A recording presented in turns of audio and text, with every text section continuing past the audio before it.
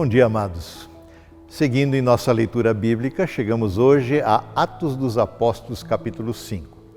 Ali encontramos uma longa história que envolve a prisão dos apóstolos de Cristo. Os apóstolos haviam realizado muitos sinais e milagres entre o povo de Jerusalém em nome e no poder de Jesus, o ressurreto. Com isso, muitos começaram a crer no Senhor Jesus e eram acrescentados à Igreja de Cristo, que crescia. A manifestação do poder do alto, ou seja, a manifestação do Espírito Santo de Deus era evidente. E tudo o que faziam apontava para Cristo e glorificava o seu santo e eterno nome. Verso 17 e seguinte, o sumo sacerdote então e seus oficiais, que eram saduceus, que não criam na ressurreição, tomados de inveja, prenderam os apóstolos e os colocaram numa prisão pública.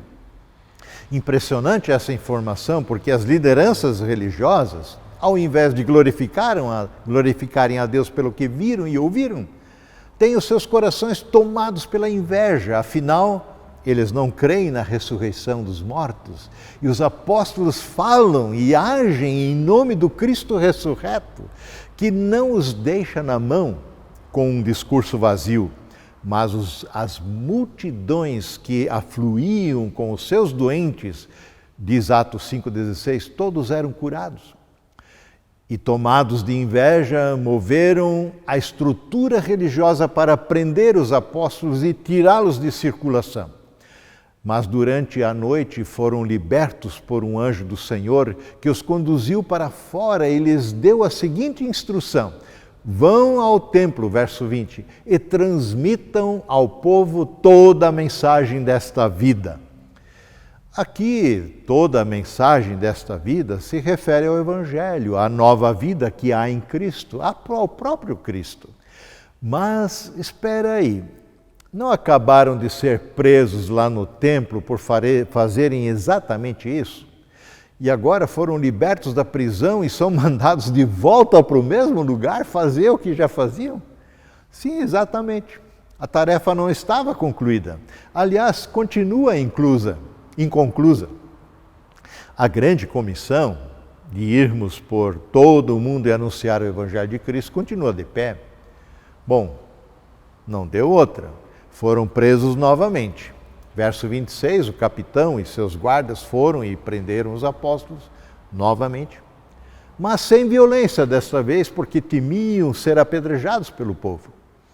Desta vez foram levados até o Sinédrio, o grande conselho, e foram ali julgados por esta causa, onde foram interrogados pelo sumo sacerdote, que abre a sessão lembrando-lhes de ordens que já foram dadas anteriormente num outro julgamento, quando haviam sido presos, em Atos 4:18 e 28 os seguintes ali, diz: nós lhes ordenamos expressamente naquela vez que nunca mais ensinassem em nome desse homem aqui nessa cidade.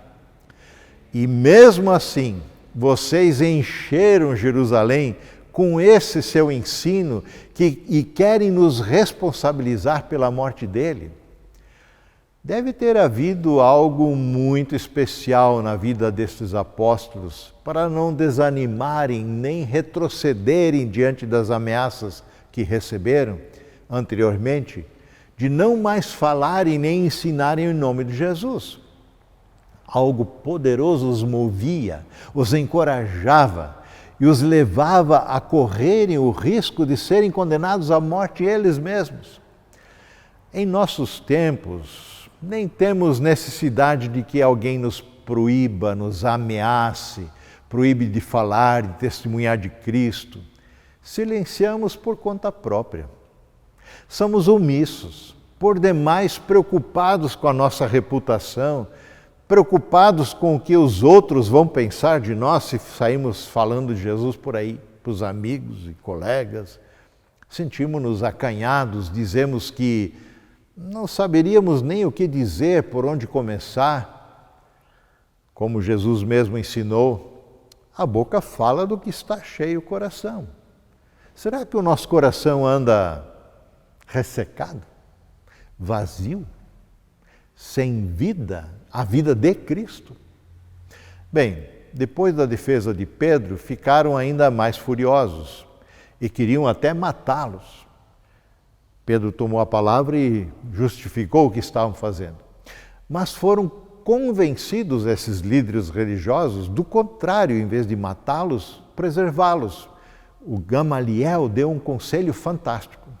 Contudo, antes de soltá-los, mandaram açoitá-los novamente e ordenaram que não falassem mais no nome de Jesus. Então os deixaram sair em liberdade.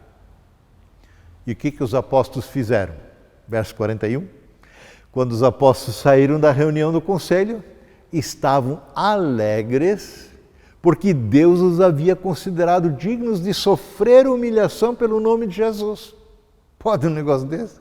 E todos os dias no templo e de casa em casa continuavam a ensinar e anunciar que Jesus é o Cristo de Deus. Ó Senhor, nos envergonhamos diante de tal testemunho. Dá-nos ousadia, coragem, no poder do Teu Santo Espírito para testemunharmos do maravilhoso Evangelho de Jesus, para a salvação de todo aquele que crê. Amém.